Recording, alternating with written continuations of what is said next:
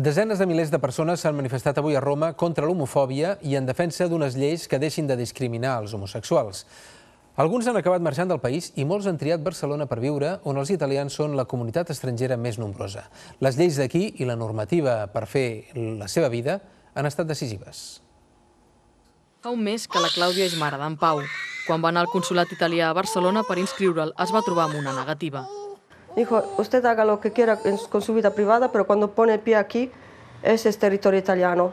Y aquí todo lo que ha hecho no vale nada. El proceso in vitro para que nazca Pau no vale. Nuestro matrimonio no es válido. A Espanya, totes dues són mares del nadó, però així que travessin la frontera, només ho serà la mare biològica. Tot el que reconeix la llei espanyola, a Itàlia i a la majoria dels països de la Unió Europea, no té cap valor.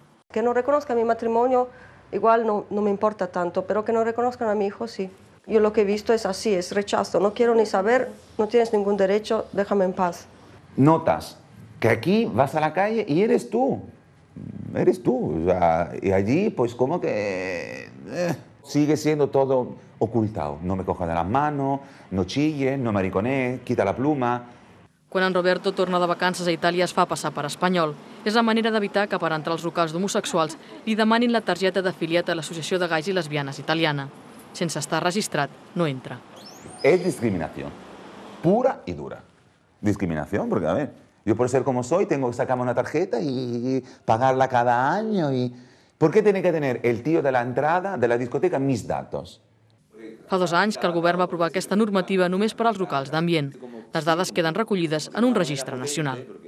Una libra no es una...